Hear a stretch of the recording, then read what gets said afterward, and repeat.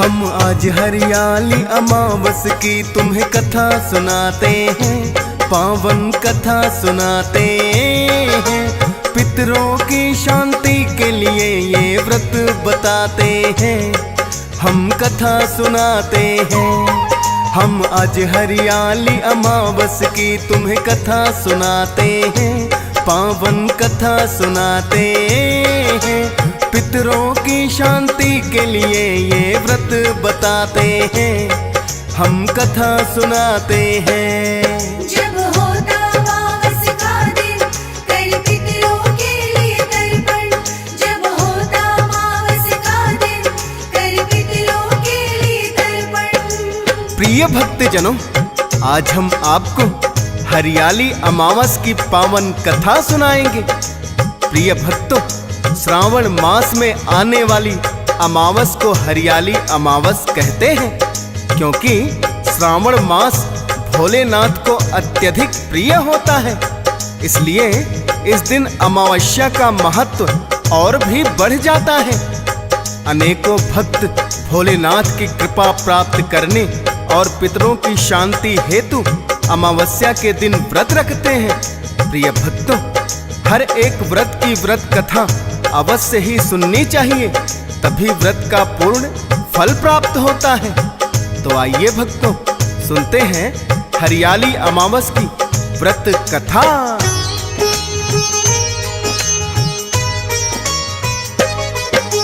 ये हरियाली अमावस की पौराणिक गाथा है। किसी नगर में बड़ा प्रतापी राजा रहता है, और बड़ा ही सुंदर उनको है एक राजकुमार। पड़ोसी राज्य की राजकुमारी से करने लगा प्यार। अपने पिता को राजकुमार ने मन की बात बताई। राजा को भी राजकुमारी पसंद बड़ी ही आई। शीघ्र ही फिर तो राजा ने एक नाई बुलाया है। विवाह संदेशा पड़ोसी राजा को भिजवाया है। अपने पुत्र का शुभ मुहूर्त विवाह रचाते हैं, पावन कथा सुनाते हैं। पितरों की शांति के लिए ये व्रत बताते हैं, हम कथा सुनाते हैं। जब होता अमावस का दिन, कर पितरों के लिए तर्पण। जब होता अमावस का दिन, कर पितरों के लिए तर्पण। प्रिय भक्तजनों, राजा ने अपने पुत्र का विवाह पड़ोसी राज्य की राजकुमारी से कर दिया। कुछ दिनों बाद ही उसे अपना राजपाट सौंप दिया और स्वयं ईश्वर भक्ति में लीन हो गए। एक दिन महल में कोई पूजा थी और राजा ने भोग प्रसाद के लिए बहुत सारी मिठाइयाँ मंगवाई थीं।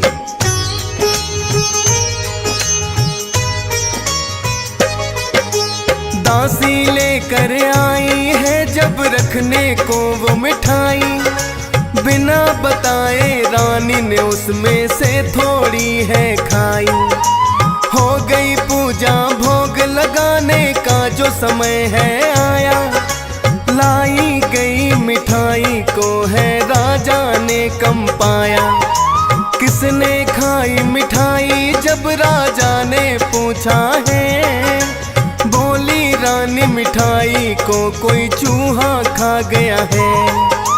और मिठाई मंगवा कर राजा ने भोग लगाया। रानी ने खा ली थी मिठाई, जान नहीं पाया। किंतु गणेश जी रानी पर क्रोधित हो जाते हैं, पावन कथा सुनाते हैं। पितरों की शांति के लिए ये व्रत बताते हैं, हम कथा सुनाते हैं। जब होता अमावस का दिन, कर पितरों के लिए तर्पण। जब होता अमावस का दिन, कर पितरों के लिए तर्पण। प्रिय भक्तजनों, जब राजा ने भोग लगाने के लिए मिठाई मंगाई तो देखा कि उसमें से कुछ मिठाई कम है। राजा ने जब रानी से पूछा जिसे बिना बताए ही मिठाई खा ली थी। झूठे ही चूहे का नाम लगा दिया, जिससे गणेश जी क्रोधित हो गए और उन्होंने सोचा कि मेरी सवारी मूषक का रानी ने झूठ बोलकर अपमान किया है। अब यही मूषक रानी को उसके झूठ की सजा देगा।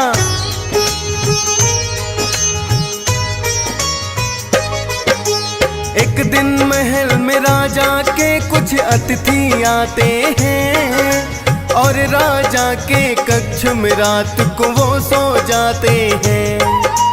जिस चूहे पर रानी ने झूठा इल्जाम लगाया, प्रतिकार लेने का समय आज उसका है आया। रानी के एक साड़ी को मूषक ने उठा लिया है और एक अतिथि के पास में जाकर रख दिया है। सोया हुआ राजा प्रातः जब उठकर आया है, रानी की साड़ी को देखकर वो चकराया है। क्रोधित होकर अपने महल से बाहर भगाते हैं, पावन कथा सुनाते हैं। पितरों की शांति के लिए ये व्रत बताते हैं, हम कथा सुनाते हैं। जब होता अमावस का दिन, कर पितरों के लिए तर्पण। जब होता अमावस का दिन, कर पितरों के लिए तर्पण। प्रिय भक्तजनों, अतिथि के कक्ष में रानी की साड़ी देखकर राजा को रानी के चरित्र पर संदेह हो गया और क्रोधित होकर उसे महल से बाहर निकाल दिया। क्योंकि राजा ने चरित्रहीन का दोष लगाकर उसे महल से बाहर किया था, तो रानी ने सोचा कि यदि मैं अपने पिता के पास जाऊंगी तो वो भी मुझे पति की तरह कहीं चरित्रहीन ना समझ ले। इतना सोचकर वो पिता के यहाँ नहीं आई और एक वन में झोपड़ी बनाकर रहने लगी।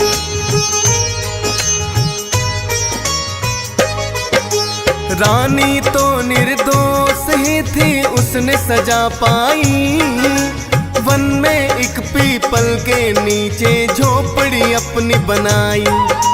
रोज वो पीपल के नीचे एक दिया जलाती थी और पास ही जंगल में वो ज्वार उगाती थी। पूजा करके गुड़धानी प्रसाद वो रोज बनाए और वन में भूखे प्यासे पशु पक्षियों को वो खिलाए।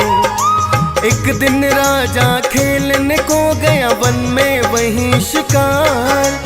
पीपल के नीचे देखी दीपों की एक कतार।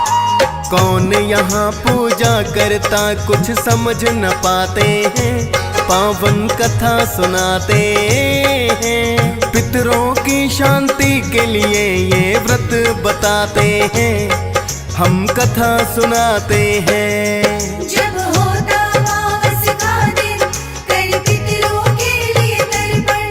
जब होता अमावस का दिन, कर पितरों के लिए तर्पण। प्रिय भक्तजनों, एक दिन राजा उसी ओर वन में शिकार खेलने गए। शाम को जब वो लौट रहे थे तो उन्होंने देखा पीपल के वृक्ष के नीचे अनेकों दीपक जल रहे हैं और पास ही कुछ ज्वार भी उगी हुई है।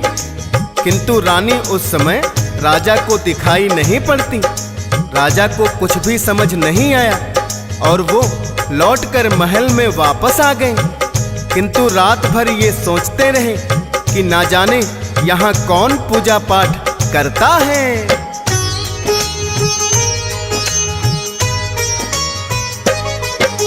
जब से राजा को वन में दीपक है दिए दिखाई, ठीक से निद्रा भी राजन को रात में न आई। प्रातः काल अपने मंत्री को राजा ने बुलाया और सारा वृतांत भी मंत्री को है बतलाया। और कहा है मंत्री को तुम जाकर पता लगाओ, कौन रहता वन में तपस्वी जरा देख कर आओ।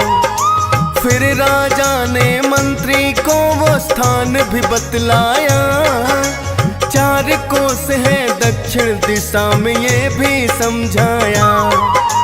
वन की ओर फिर प्रस्थान मंत्री कर जाते हैं, पावन कथा सुनाते हैं। पितरों की शांति के लिए ये व्रत बताते हैं, हम कथा सुनाते हैं। जब होता अमावस का दिन, कर पितरों के लिए तर्पण। जब होता अमावस का दिन, कर पितरों के लिए तर्पण। प्रिय भक्तजनों, राजा ने मंत्री को बताया कि कल जब मैं वन में शिकार खेलने गया और शाम को लौट रहा था तो मुझे एक पीपल के नीचे अनेकों दीपक जलते हुए दिखाई दिए, किंतु वहां कोई और दिखाई नहीं पड़ा। उन दियों से बड़ा अलौकिक प्रकाश निकल रहा था। मैंने आसपास का निरीक्षण भी किया, किंतु वहां कोई दिखाई नहीं पड़ा। शाम भी ढल चुकी थी, अतः मैं वापस लौट आया। तुम जाकर पता लगाओ कि उस वन में कौन तपस्वी आया है। राजा की आज्ञा पाकर मंत्री कुछ सैनिकों को लेकर वन में चला जाता है।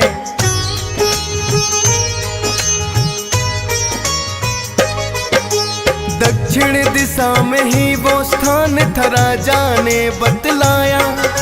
चलते चलते मंत्री फिर तो उसी स्थान पे आया। कुछ दीपक तो रोशन थे, कुछ शांत हो गए हैं। मंत्री देख के दीपक माला को ये जान गए हैं। राजा ने जो बतलाया था लगता है वही स्थान, किंतु अभी तक नहीं दिखा है यहाँ कोई इंसान। थोड़ी देर में मंत्री को कुछ दी आवाज सुनाई, चारों ओर उसने देखा कुछ नहीं दिया है दिखाई। सुनी आवाज वो दीपक आपस में बतियाते हैं, पावन कथा सुनाते हैं। पितरों की शांति के लिए ये व्रत बताते हैं, हम कथा सुनाते हैं। जब होता अमावस का दिन, कर पितरों के लिए तर्पण। जब होता अमावस का दिन, कर पितरों के लिए तर्पण। प्रिय भक्तजनों, मंत्री को पहले तो वहां कोई साधु महात्मा दिखाई नहीं पड़ा। थोड़ी देर के पश्चात उसे कुछ आवाजें सुनाई देने लगी। मंत्री ने चारों ओर देखा, किंतु फिर भी कोई दिखाई नहीं पड़ा। मंत्री ने ध्यान करके सुना और ये देखकर आश्चर्यचकित रह गए कि दिए आपस में बात कर रहे थे। मंत्री ध्यान लगाकर उनकी बातें सुनने लगा।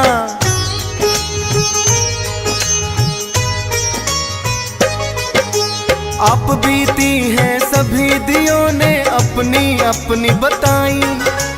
एक दिया जो शांत था आखिर उसकी बारी आई। आप बीती जो शांत दिया है अपनी बताने लगा। सुन रहा गौर से मंत्री भी तब ध्यान लगाने लगा। कहने लगा वो दीपक मैं तो रानी का दिया हूँ। तुमने अपनी कहे अपनी अपनी अब मैं कहता हूँ। एक मूषक अपना रानी से लिया है प्रतिकार। बेकसूर थी रानी पर राजा ने दिया दुत्कार। पतिता होने का उस पर इल्जाम लगाते हैं, पावन कथा सुनाते हैं। पितरों की शांति के लिए ये व्रत बताते हैं, हम कथा सुनाते हैं। जब होता अमावस का दिन, कर पितरों के लिए तर्पण।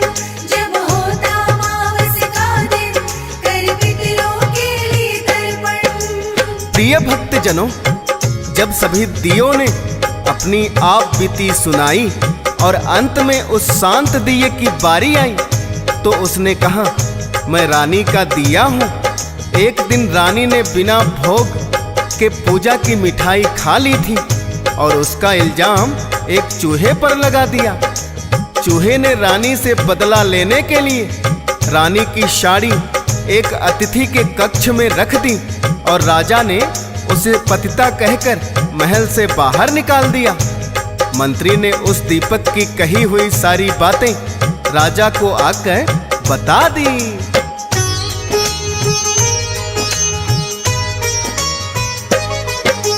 राजा को फिर अपनी भूल पर पश्चाताप हुआ। आकर रानी से कहने लगा मुझसे पाप हुआ। राजा फिर रानी को महल में वापस लाया है। खुशी खुशी फिर बाकी जीवन अपना बिताया है। भक्तों हरियाली अमावस्या की तो यही कथा है।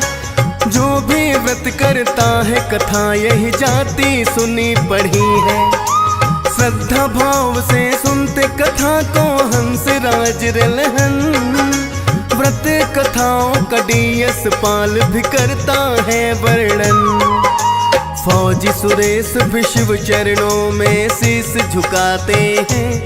पावन कथा सुनाते हैं। पितरों की शांति के लिए ये व्रत बताते हैं। हम कथा सुनाते हैं।